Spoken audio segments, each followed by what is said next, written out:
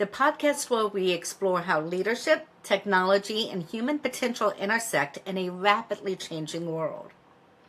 Tino Mantella is a leader many people in the Georgia tech community know simply as TAG.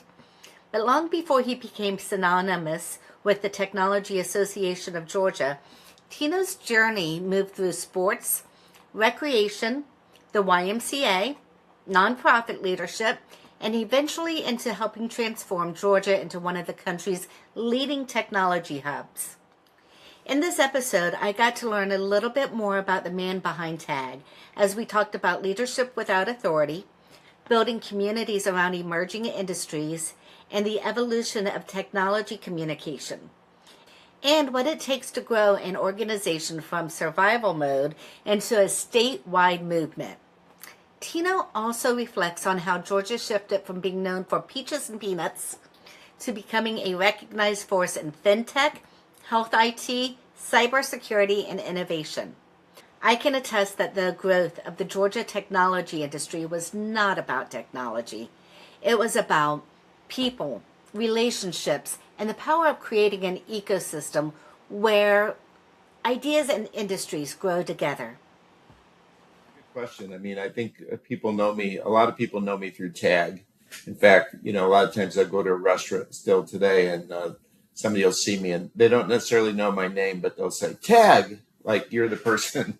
I'm like, yeah, it's Tino, but TAG, yeah, I did do 12 years of TAG. So great childhood in upstate New York, two great parents, real nice family upbringing.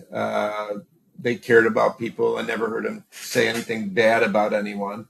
My dad was a self-made guy, joined World War II before he graduated from high school and came back and had a number of different jobs, ended up building his own business. So mom was worked with dad and very helpful. And that was sort of the beginning of my upbringing. And then I was always interested in sports. So I was recruited to play football in Temple University in Philadelphia, but I ended up switching over to wrestling because they offered me a scholarship and football didn't. So it was very different. And sports, of course, and one had me as a big guy at 225 pounds playing football, and the other was a wrestler at 167 pounds. So that was a big change for me, but great experience. I went undergraduate, and graduate school there, and ended up really staying kind of on the sports theme.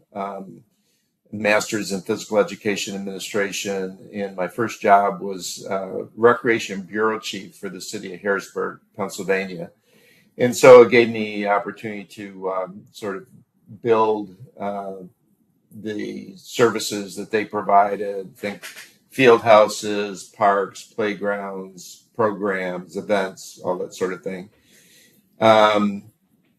After doing that and moving to another park district, I was recruited to be in the YMCA system. So I sort of cut my teeth at the YMCA, and people don't know the why necessarily in terms of the business side, but I had to move around to go up.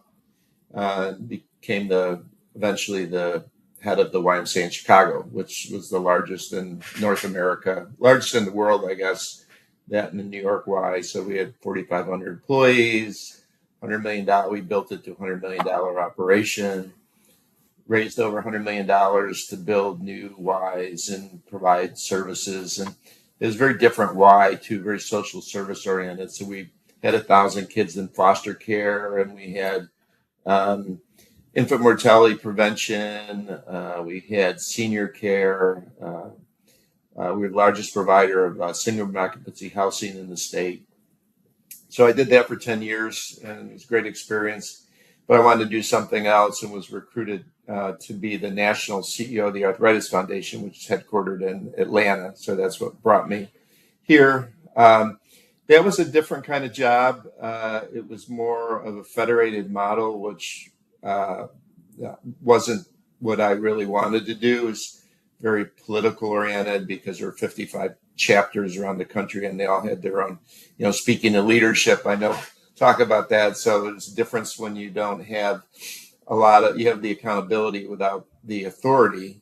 So, I didn't have a lot of the tools like terminating, promoting, performance reviews, those sorts of things. And there's a lot of flying around the country to convince different chapters to be part of certain initiatives. Uh, I felt like a politician more than CEO. So then I ended up at TAG. A lot of people know me through TAG, Technology Association of Georgia, which was a great experience. We can come back to that. And then after that, I um, ran a leadership development company called TurkNet Leadership Group. So that brought me back into the for-profit world. Great experience. And then today I'm doing a number of things. I'm managing partner and president of Retained, which is an executive search firm. And then I'm also chief strategy officer for a company called Relevance, which is a solution engineering company with about 1,400 employees and growing. Both those companies are growing. And then I'm doing 2 or 3 other things. So sort of become the chief of the side gigs, if you will, with but those 2 are my main things. So that kind of brings me to today. Have a family, wife, 3 kids, 2 grandkids. So that keeps me busy too. And a little bit about TAG, just for people that don't know it as well, as it was when I got there in 2004. It was after the kind of the 2000 bust and before the 2008 bust. So it was not a bad time to look to build an organization. There was only about 300 members at the time, and we had a board of 5 people, and I had about a 4-month burn rate before the organization might go belly up. So there's a lot of people that gathered around and really wanted to support TAG, which was a great thing. So fast forward 12 years later, we ended up with 36,000 members and built a board of 65 people.